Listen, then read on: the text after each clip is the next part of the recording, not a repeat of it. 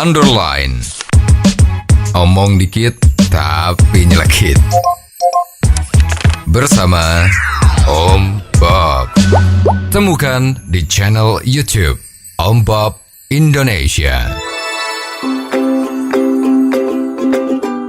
Om Bob, pemerintah ingin ada sanksi terhadap pemerintah daerah yang memanipulasi data inflasi. Bagaimana Om Bob menggarisbawahi masalah ini?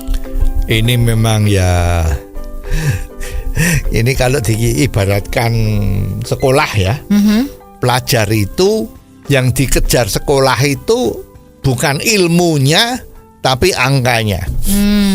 Ya, jadi bagaimana sekolahnya dia, bagaimana dia membuat trik-trik untuk ngepek.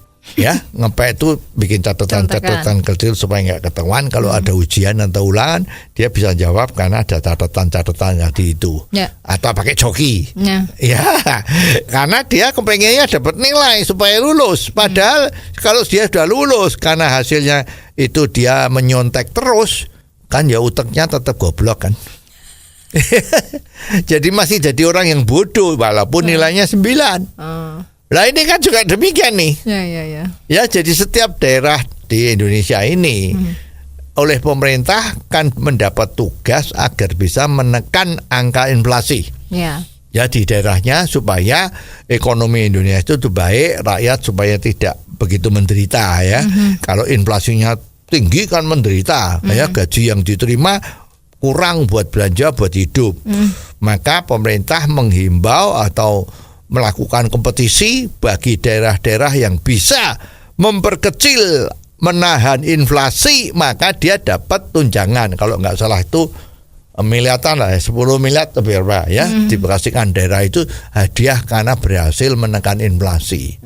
Nah sekarang ternyata banyak Pemda itu yang mencari akal bagaimana supaya kelihatannya itu inflasi bisa terkendali. Maka sering-sering Pemda itu mengadakan yang namanya basar. Jual bahan makanan, sembako, macam-macam itu sering mengadakan basar dengan dijual harga murah. Terus Pemdanya ini ceritanya itu kong kali kong sama BPS, Badan Pusat Statistik. Itu kan secara periodik ngecek kan. Ngecek inflasinya daerah tertentu berapa. Lah itu jadi kong kali kong. Ya, memang barang-barang yang dibeli rakyat agak oke kan karena pada pasar terus. Pasar harga murah. Lah ini repot ya. Kebetulan orang BPS itu ya oke lah. Ya karena berbuat baik kan nggak apa-apa. Ya, kalau udah berbuat baik, Pemda itu kan mungkin dapat insentif fiskal 10 miliar misalnya dari pemerintah pusat. Nah syukur-syukur ada diam-diam dibagi-bagi lah gitu kan. Konsepnya kan seperti itu. Nah ini kan nggak bisa. Ya karena kalau sudah data statistik mengatakan inflasinya kecil. Dan data itu dimanipulasi, kenyataannya rakyat masih menderita karena inflasi naik. Nah ini gimana? Nah, jadi pejabat-pejabat yang seperti ini persis mahasiswa tadi itu.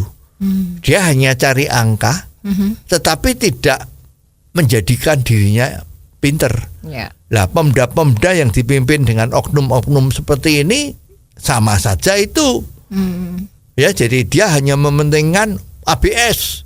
Karena menurut Badan Statistik itu kita inflasinya cuman 0,5%. Wah, kan hebat. Ya, inflasi 0,5% itu kan hebat ya. Nah, ini dia udah mendapatkan insentif fiskal 10 miliar misalnya seperti itu.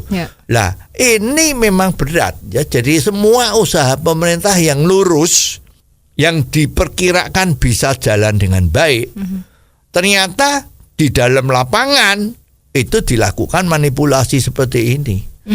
Nah kita khawatirkan orang yang mengawasi seperti ini mungkin matanya agak sakit jadi nggak kelihatan. Ya atau kong kali kong tadi sama BPS, kamu surveinya kapan? Siapa yang survei? Ya di mana surveinya? Lah setelah tahu di mana surveinya, di situ genjot basar seminggu sekali. Lah otomatis rakyatnya kan oke, uangnya lebih kecil untuk belanja. Jadi dianggap itu sudah menekan inflasi. Nah repot. Ya, ini kasus ini persis seperti stunting. Ya, daerah-daerah harus mengurangi stunting. Wah, langsung ya pemda-pemda itu beli telur, beli susu ya. Satu kampung dibagi, ayo minum. Kalau itu kegiatan sudah selesai, misalnya 1 bulan 2 bulan, yuk dianggap stunting sudah selesai. Tidak ada lagi stunting. Statistik mengatakan tidak ada stunting atau stuntingnya sudah menjadi kecil sekali. Lah ini apa-apaan? Ya, jadi memang kepala daerah yang seperti ini harusnya ya tadi itu DPR rapat, terus wali kota atau bupatinya itu dipertanyakan, diminta tanggung jawabnya.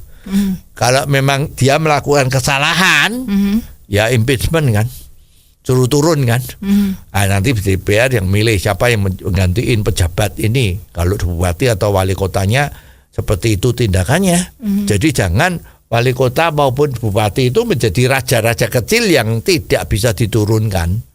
Ya, jadi mestinya ini harus diperhatikan banget, karena data-data yang nipu, hasil tipuan seperti ini membahayakan negara kita secara keseluruhan.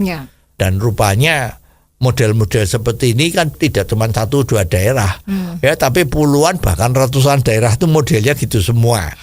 Ya, karena tidak pernah ada tindakan keras terhadap pejabat atau oknum pejabat yang melakukan penyelewengan data seperti ini. Jadi dia pokoknya ABS.